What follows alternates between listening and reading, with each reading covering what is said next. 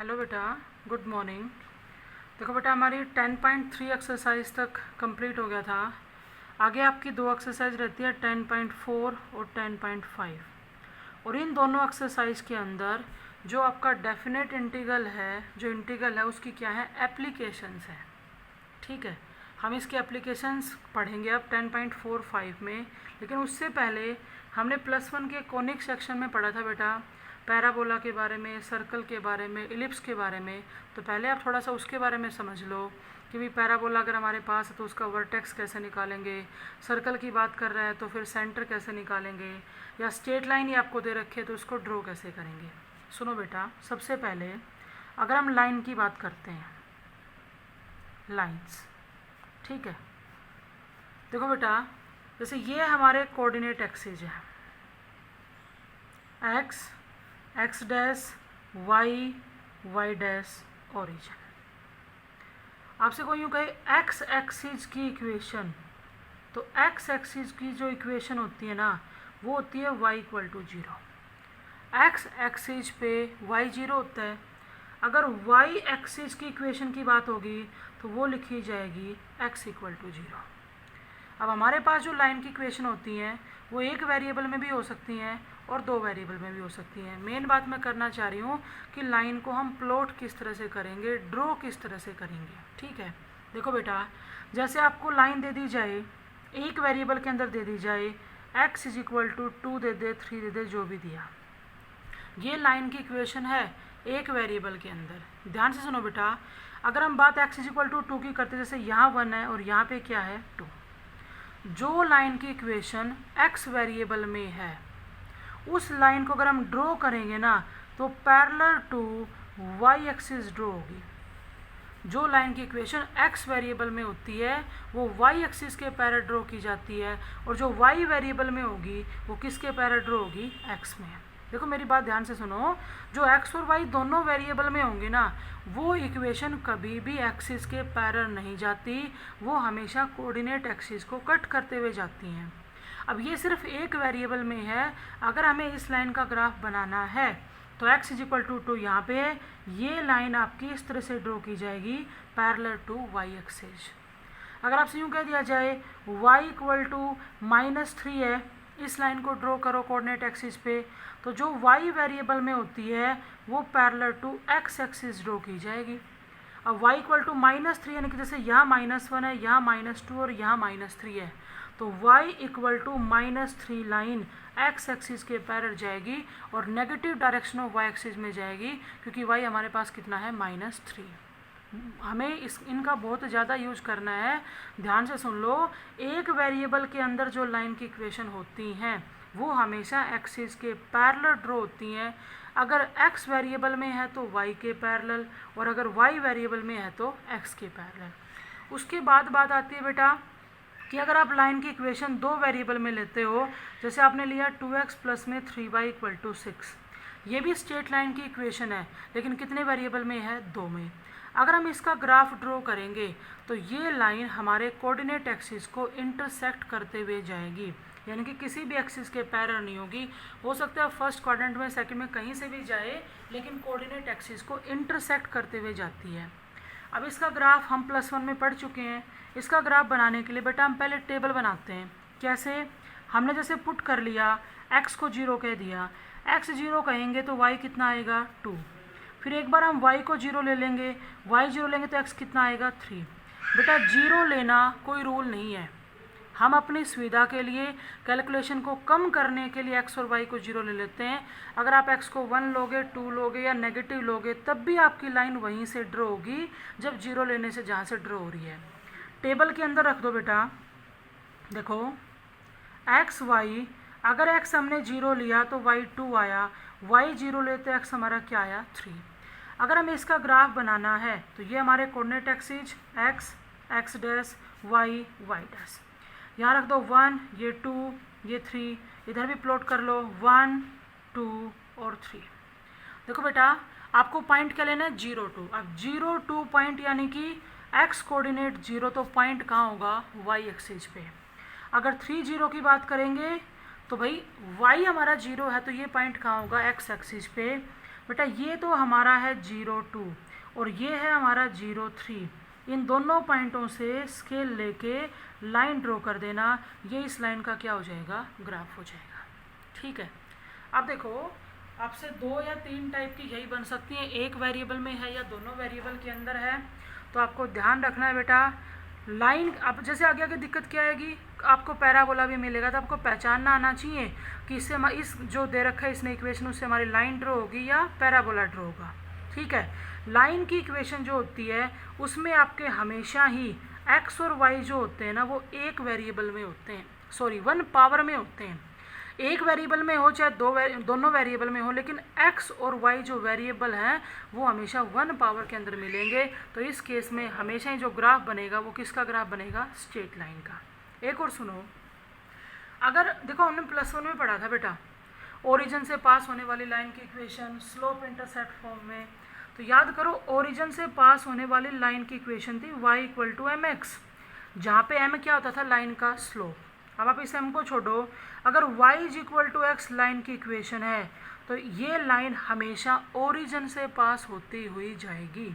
आप देख सकते हो ओरिजिन से पास होगी, क्योंकि देखो लाइन उन्हीं पॉइंटों से पास होती हुई जाती है जो पॉइंट लाइन की इक्वेशन को सेटिस्फाई करेगा। अब जैसे मैं इसके बारे में नहीं कह सकती कि ओरिजिन से पास होगी, क्यों, क्योंकि 0, 0 इसको सेटिस्फाई नहीं करता। आप जब x को और y को 0 रखोगे तो 0 कभी 6 के इक्वल नहीं होता, जबकि इस इक्वेशन के अंदर ओरिजिन इसको सेटिस्फाई करता है। ये कई इक्वेशन के अंदर यूज होगा। y = x, यानी कि ऐसी लाइन की इक्वेशन जिसमें आपके पास x और y की ही टर्म हो, कांस्टेंट टर्म ना हो, तो ऐसी इक्वेशन हमेशा ही कहाँ से पास होगी, ओरिजिन से। जैसे यूँ लिख दिया जाए बेटा y - 2x = 0, तो ये लाइन भी ओरिजिन से ही पास होगी, क्योंकि यहाँ पे x की टर्म है, y की टर्म है, कांस्टेंट टर्म में नहीं है। तो ये आपको ध्यान रखना है, इसको जब ग्राफ बनाएंगे तो ओरिजिन से पास कराएंगे।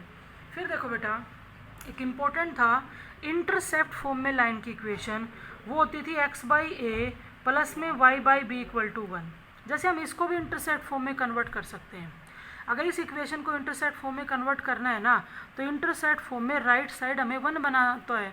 1 बनाने के लिए जब हम 6 से डिवाइड करेंगे तो बेटा ये तो आएगा x/3 प्लस में हो जाएगा y/2 = 1। तो इसको भी हमने इंटरसेप्ट फॉर्म में कन्वर्ट कर दिया। या आपके पास इंटरसेप्ट फॉर्म दे रखी है तो आप जनरल फॉर्म में कन्वर्ट कर सकते हो एलसीएम लेके, लेकिन हम ऐसा नहीं करेंगे क्योंकि इंटरसेप्ट फॉर्म में जो ग्राफ बनता है ना उसको बनाना काफ़ी आसान रहेगा। जैसे आप देखो हमने इस लाइन को इंटरसेप्ट फॉर्म में कन्वर्ट कर लिया, हम ये बता सकते हैं कि एक्स एक्सिस को किस पॉइंट पे कट करेगी और वाई एक्सिस को किस पे। एक्स के नीचे जो कांस्टेंट है ना, यानी कि एक्स एक्सिस को 3, 0 पे काटेगी और वाई एक्सिस को कहाँ काटेगी, 0, 2 पे। और हम इसका ग्राफ ड्रॉ कर भी चुके हैं, आप देख सकते हो एक्स एक्सिस को 3, 0 पे कट कर रही है और वाई एक्सिस को कहाँ करेगी, 0, 2 पे। स्टैंडर्ड फॉर्म में जो आपकी इंटरसेप्ट फॉर्म थी वो थी x/a प्लस में y/b = 1। कोई आपसे यूँ पूछे कि इस लाइन के पासिस थ्रो पॉइंट क्या क्या होंगे, तो बेटा एक तो इसका पासिस थ्रो पॉइंट होगा a0 और एक पासिस थ्रो पॉइंट होगा 0b, यानी कि x एक्सिस को तो कहाँ कट करेगी, a0 पे। लगा लो आप, यहाँ a0 है और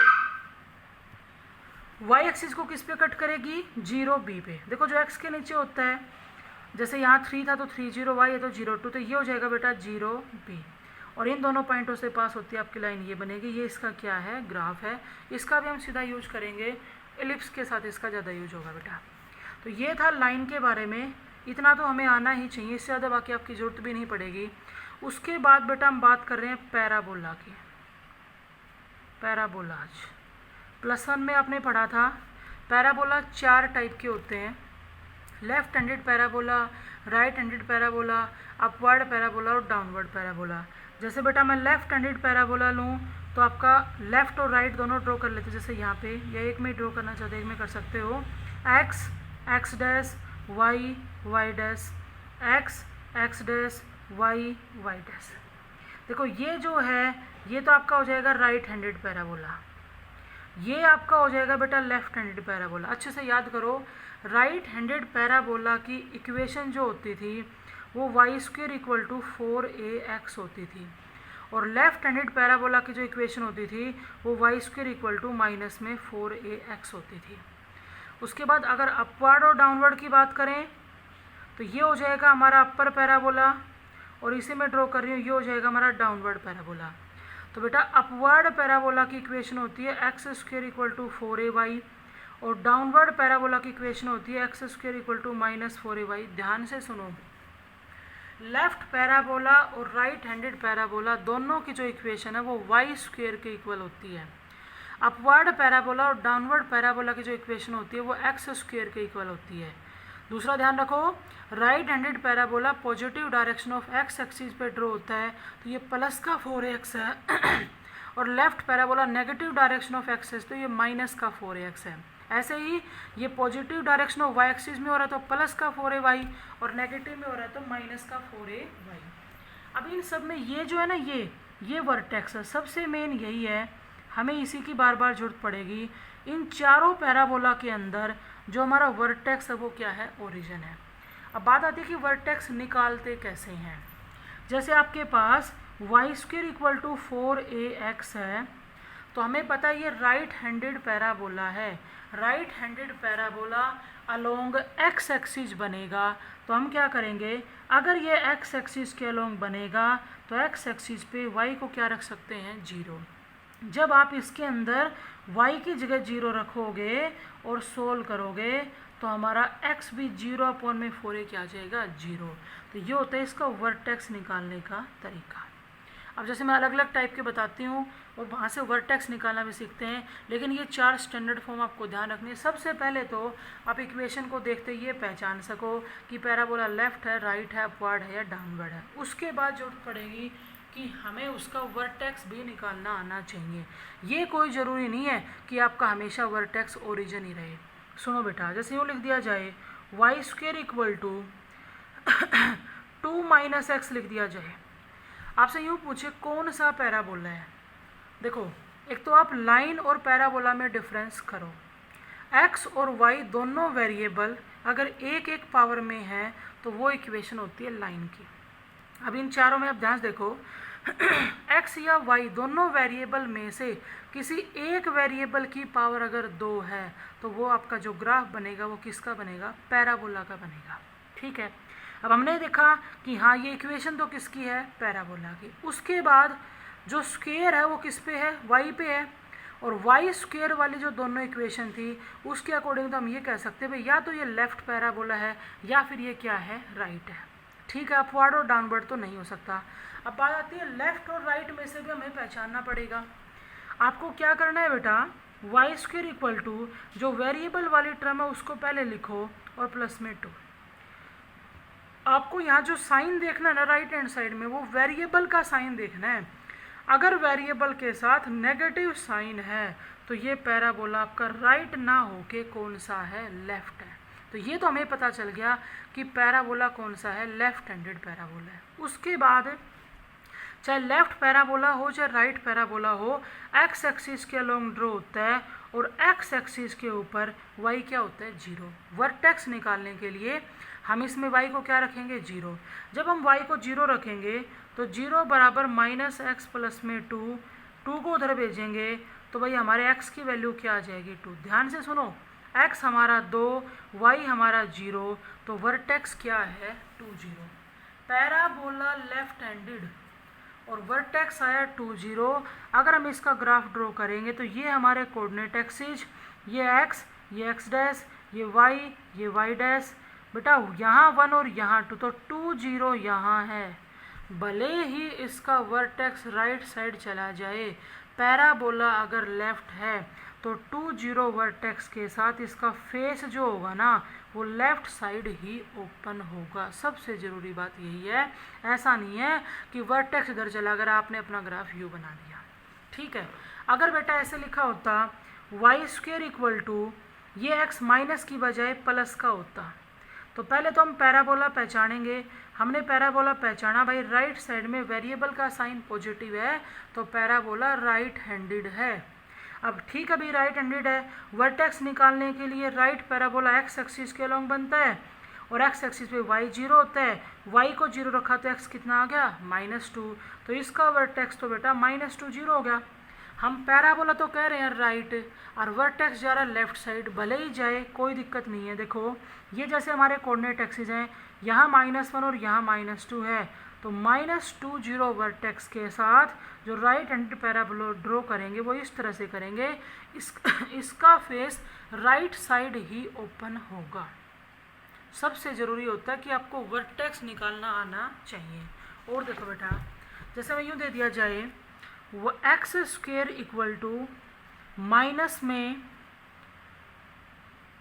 y और माइनस में 1, और आपसे यूँ पूछ लिया जाए पैराबोला कौन सा है। सबसे पहली बात तो बेटा ये x और y में से x वेरिएबल की पावर 2 है, 4 ऑप्शन होते हैं, 4 में से 2 तो बिल्कुल कट गए। अगर यहाँ x² है तो ये लेफ्ट या राइट तो नहीं हो सकता, या तो ये अपवर्ड है या फिर क्या है डाउनवर्ड। ठीक है, चाहे अपवर्ड हो चाहे डाउनवर्ड हो, दोनों के दोनों पैराबोला कौन से एक्सिस के लॉन्ग ड्रॉ होते हैं, y के। तो पहले तो हम इसमें से अपवर्ड और डाउनवर्ड में से क्लियर कर लेते हैं। हमने जब इस नेगेटिव साइन को अंदर भेजा तो बेटा y के साथ नेगेटिव साइन है, यानी कि ये तो डाउनवर्ड पैराबोला है। उसके बाद डाउनवर्ड पैराबोला y एक्सिस के अलोंग बनता है और y एक्सिस पे x क्या होता है 0। जब तुम x को 0 करोगे तो -1 + 1 equal to 0, -y + 1 equal to 0, y की वैल्यू यहाँ से 1 आएगी, यानी कि हमारा जो वर्टेक्स है वो 0 1 है। ध्यान से सुनो, ये हमारे coordinate axis x, x', y, y' origin, यहाँ पर आपका 0 1 होगा भाई। लेकिन पैराबोला डाउनवर्ड है तो 0 1 वर्टेक्स के साथ इसका फेस जो लेंगे वो नीचे की साइड ही क्या करेंगे ओपन, क्योंकि पैराबोला कौन सा था डाउनवर्ड। तो मेरे ख्याल में वर्टेक्स कैसे निकालते हैं, पहले पहचान लिया करो पैराबोला कौन सा है। अगर x एक्सिस के अलोंग वाला है तो y को 0 रख के x निकाल लो, अगर y के अलोंग वाला है तो x को 0 रख के y निकाल लो, वर्टेक्स मिल जाएगा। वर्टेक्स मिलने के बाद हम उसको क्या कर देंगे ड्रॉ। एक बेटा हम इसके अंदर पढ़ते थे लेटस रेक्टम। देखो जैसे मैं एक राइट हैंडेड पैराबोला ले रही हूँ स्टैंडर्ड फॉर्म में, ये ले लिया मैंने, x, x', y, y', vertex origin. याद करो एक होता था बेटा फोकस। देखो इस पैराबोला की इक्वेशन हो जाएगी y² इक्वल टू 4ax। हम एक फोकस लेते थे जिसको एस से डिनोट करते थे फिक्स्ड पॉइंट, और इसका y² equal to 4ax parabola का फोकस होता था a0। ठीक है, अब लेटस रेक्टम क्या होता था, लेटस रेक्टम एक स्ट्रेट लाइन होती थी जो फिक्स्ड पॉइंट फोकस से क्या होती थी पास होती थी। अगर यहाँ पे बात आ जाए लेटस रेक्टम की इक्वेशन लिखो तो बेटा लेटस रेक्टम की इक्वेशन हो जाएगी x इक्वल टू a, क्योंकि ये एक ऐसी लाइन है जो y एक्सिस के क्या है पैरेलल। एक होता था लेटस रेक्टम की लेंथ निकालने का फॉर्मूला, तो लेंथ निकालने का फॉर्मूला होता था 4a, चाहे पैराबोला लेफ्ट हो चाहे राइट हो, अपवर्ड हो या डाउनवर्ड हो। यहाँ पर a क्या होता है बेटा, वर्टेक्स से फिक्स पॉइंट फोकस के बीच का जो डिस्टेंस है वो क्या होता है a। अगर हम उसका 4 टाइम्स कर देंगे तो हमें लेटस रेक्टम की क्या मिल जाएगी, लेंथ मिल जाएगी। इतना आपको पैराबोला के बारे में आना चाहिए भी। उसके बाद बेटा हम बात कर रहे हैं सर्कल की। सर्कल देखो जैसे ये हमने सर्कल लिया बेटा, मैंने इसका सेंटर ले लिया 0 0, और सर्कल की सरकमफ्रेंस पे मैंने एक पॉइंट ले लिया P, और सेंटर एक बार 0 0 नहीं आप HK ले लो, स्टैंडर्ड फॉर्म कर लेते हैं फिर 0 0 करवाएंगे। सेंटर ले लिया HK और सर्कल की सरकमफ्रेंस पे एक पॉइंट ले लिया P जिसके कोऑर्डिनेट ले लिया मैंने XY, और मैंने P को C से मिला दिया। अगर हमें C से P तक का डिस्टेंस निकालना हो, जो होती क्या है सर्कल के लिए रेडियस होती है। ठीक है, अगर हमें C से P तक का डिस्टेंस निकालना हो तो हम यहाँ 2 पॉइंट डिस्टेंस फॉर्मूला लगा सकते हैं, और 2 पॉइंट डिस्टेंस फॉर्मूला क्या होता था, under the root x minus में x1 का स्क्वायर, वहाँ पे आपका h आएगा, और y माइनस में y1 का स्क्वायर, यहाँ k आ जाएगा। लेकिन ये CP तो रेडियस है, रेडियस को मैंने r के इक्वल ले लिया। इसके अंदर जब मैं दोनों साइड स्क्वायर करूँगी तो इसका रूट हटाएंगे तो इस पर क्या लगेगा स्क्वायर, यानी कि x माइनस h का स्क्वायर प्लस में y माइनस k का स्क्वायर इक्वल टू आएगा r स्क्वायर। ये सर्कल की इक्वेशन है स्टैंडर्ड फॉर्म में। स्टैंडर्ड फॉर्म में मतलब हम इसमें देखते ही बता सकते हैं कि हमारा सेंटर तो है HK और हमारी जो रेडियस है वो क्या है r। देखो सर्कल की इक्वेशन तो आपको मिलेगी, लेकिन आपको उस इक्वेशन में से सेंटर और रेडियस उठाने आने चाहिए। जैसे बेटा यूँ लिख दिया जाए x माइनस में 2 का स्क्वायर प्लस में y माइनस में 1 का स्क्वायर इक्वल टू 9 है और हमें इस सर्कल का ग्राफ बनाना हो तो सबसे पहले तो हम सेंटर उठाएंगे। तो बेटा इसके सेंटर के कोऑर्डिनेट क्या हो जाएंगे 2 1 और यहाँ रेडियस कितनी आएगी 3। एक और सुनो, अगर x प्लस में 1 का स्क्वायर है प्लस में y माइनस में 1 का स्क्वायर है और इक्वल टू हमारे पास 4 है तो यहाँ पे सेंटर का काम कौन करेगा -1 और 1, क्योंकि स्टैंडर्ड फॉर्म के अंदर यहाँ -1 होता है, अगर यहाँ प्लस है तो सेंटर के कोऑर्डिनेट को क्या बनना पड़ेगा नेगेटिव। और बेटा 4 को लिखेंगे 2 का स्क्वायर तो रेडियस का काम कौन करेगा 2। अगर कभी यूँ लिख दिया जाए एक्स स्क्वायर प्लस में y माइनस में 2 का स्क्वायर इक्वल टू 5 लिख दे तो बेटा यहाँ x के माइनस में कुछ नहीं होने का मतलब क्या है 0। तो इस सर्कल के सेंटर का काम कौन करेगा 0 2।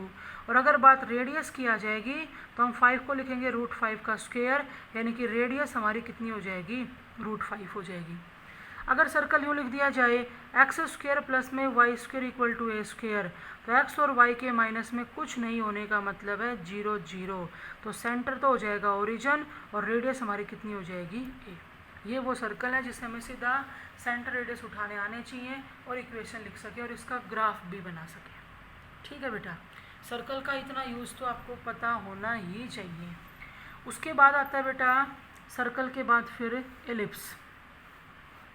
देखो एलिप्स हमने पढ़े थे 2 टाइप के होते हैं भी, अलोंग एक्स एक्सिस और अलोंग वाई एक्सिस। देखो बेटा एक्स एक्सिस के अलोंग, अब एक बात और सुनना, जब x और y दोनों वेरिएबल एक एक पावर में होते हैं तो लाइन ड्रॉ होती है। x या y में से किसी एक वेरिएबल की पावर 2 होती है तो पैराबोला बनेगा। x और y दोनों ही वेरिएबल 2 पावर में आएंगे तो सर्कल बनेगा या फिर एलिप्स भी बन सकता है। और आगे जाके हम एलिप्स और सर्कल के अंदर भी डिफरेंस बताएंगे कि सर्कल को कैसे पहचानना है, एलिप्स को कैसे। देखो बेटा एक्स एक्सिस के अलोंग जो इलिप्स का डायग्राम बनेगा वो डायग्राम कुछ ऐसे बनता है, और अगर हम वाई एक्सिस के अलोंग इलिप्स का डायग्राम लेंगे तो वो हमारा कुछ ऐसे बनेगा। ठीक है, एक्स एक्सिस के अलोंग इलिप्स की इक्वेशन होती है X square by A square plus Y square by B square equal to 1, और सबसे ज़रूरी बात ए ग्रेटर होना चाहिए बी से।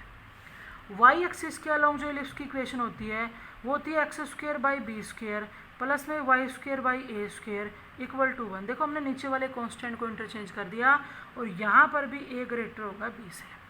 सबसे मेन बात होती है कि भाई पहले तो हमें इलिप्स पहचानना आना चाहिए अलोंग एक्स एक्सिस है या वाई एक्सिस है। अब देखो ये जो है ये हमारे इलिप्स का सेंटर है 0 0। ये होते हैं बेटा वर्टिसेज, आप ए और ए डैश कह सकते हो।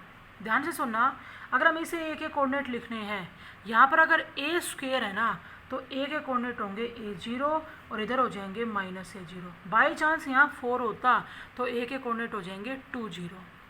अगर हम ये वर्टिसेस लेना चाहें वाई स्क्वायर के नीचे बी स्क्वायर है तो इसके कोऑर्डिनेट तो होंगे 0 b और इसके कोऑर्डिनेट हो जाएंगे 0 -b। जैसे मैं यूँ लिखूँ एक्स स्क्वायर अपॉन में 16 प्लस में वाई स्क्वायर अपॉन में 25 इक्वल टू 1। तो सबसे पहले तो आपको यूँ देखना आना चाहिए हमारा ए कितना है और बी कितना है।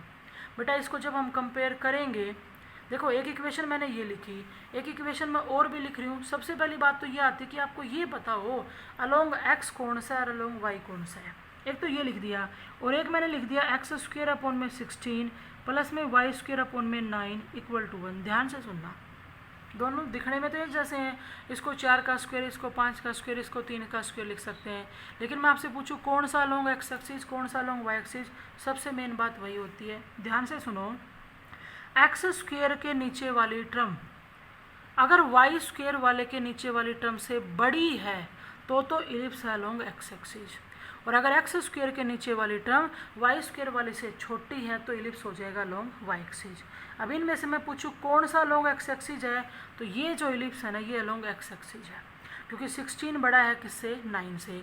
यहाँ पे हमने देखा एक्स स्क्वायर के नीचे वाली टर्म वाई स्क्वायर वाले से छोटी है तो ये हो जाएगा अलोंग वाई एक्सिस। अब अलोंग वाई एक्सिस है उसका मतलब क्या है, जैसे इसको हम देखते हैं बेटा, हमने कहा ए बड़ा होगा बी से, तो यहाँ पे एक्स स्क्वायर के नीचे बी स्क्वायर है ना तो ये पॉइंट बनेगा b0 और यहाँ ये बनेगा -b0, और एक्स वाई स्क्वायर के नीचे ए स्क्वायर तो ये बनेगा 0a और ये बनेगा 0 ए माइनस ए। ध्यान से सुन लो, ये जो ज़्यादा डिस्टेंस कवर होता है ना वो हमेशा कौन से कोऑर्डिनेट से डिनोट किए जाएंगे, ए से, क्योंकि ए हमेशा बड़ा रहेगा बी से।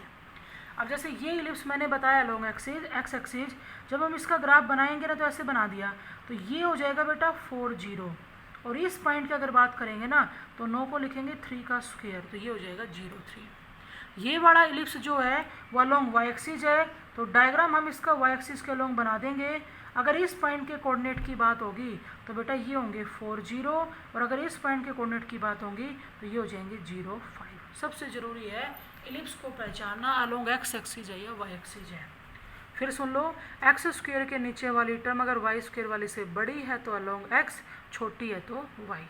अब बात आती है कि सर्कल और इलिप्स दोनों के अंदर ही दोनों वेरिएबल 2 पावर में होते हैं, तो हम तो फिर ऐसे भी कंफ्यूज होना शुरू हो जाएंगे कि ये जो इक्वेशन दे रखी है ये सर्कल की है या इलिप्स की है। जैसे मैं लिख रही हूँ बेटा, एक मैंने लिखा 4x स्क्वायर प्लस में लिख दिया 9y स्क्वायर बराबर 36, और एक मैंने लिख दिया 4x स्क्वायर प्लस में 4y स्क्वायर इक्वल टू 36। लिखने में तो दोनों में कोई बहुत ज़्यादा डिफरेंस नज़र नहीं आ रहा है। आपसे पूछा जाए क्या दोनों सर्कल हैं, क्या दोनों इलिप्स हैं या फिर कौन सा सर्कल है कौन सा इलिप्स है। सुनो बेटा, आपको क्या करना है, अगर हमें थोड़ा सा डाउट इलिप्स के लिए है तो हम क्या करेंगे, राइट साइड में 1 बनाने के लिए 36 से डिवाइड कर देंगे। जब फर्स्ट इक्वेशन में 36 से डिवाइड करेंगे तो एक्स स्क्वायर बाई 9 प्लस में Y square by 4 equal to 1। बिल्कुल क्लियर हो गया, ये तो इलिप्स है, और एक्स स्क्वायर के नीचे वाली टर्म वाई स्क्वायर वाले से बड़ी है, तो ये तो इलिप्स अलोंग एक्स एक्सिस है। अगर आप ऐसा ही राइट साइड में 1 बनाने के लिए यहाँ करते हो, 36 से डिवाइड करते हो तो एक्स स्क्वायर बाई 9 प्लस में Y square by 9 equal to 1। आपको थोड़ा सा भी डाउट हो जाए कि इलिप्स है और आप ऐसे डिवाइड करो, डिवाइड करने के बाद अगर एक्स स्क्वायर और वाई स्क्वायर के नीचे वाली टर्म में से दोनों इक्वल आ जाए ना, तो ये बड़ी हो ये छोटी हो, ना फिर ये बड़ी हो ये छोटी हो, अगर ये इक्वल हैं तो बेटा ये इलिप्स है ही नहीं, ये सर्कल है। ठीक है, दोनों इक्वल है तो क्या है, सर्कल है। बाकी इतना करने की भी जरूरत नहीं है, हम यहाँ से सीधा देख के बता सकते हैं। क्या आप क्या करना, अगर coefficient of X square coefficient of Y square के बराबर, देखो कोफिशिएंट ऑफ एक्स स्क्वायर अगर कोफिशिएंट ऑफ वाई स्क्वायर के इक्वल है तो है सर्कल, अगर कोफिशिएंट इक्वल नहीं है तो फिर क्या है, एलिप्स। ठीक है, ये था आपका लाइन का, पैराबोला का, सर्कल का, एलिप्स का। ये सारा का सारा हम 10.45 में यूज करेंगे, तो ये आपको सारा अच्छे से आना चाहिए।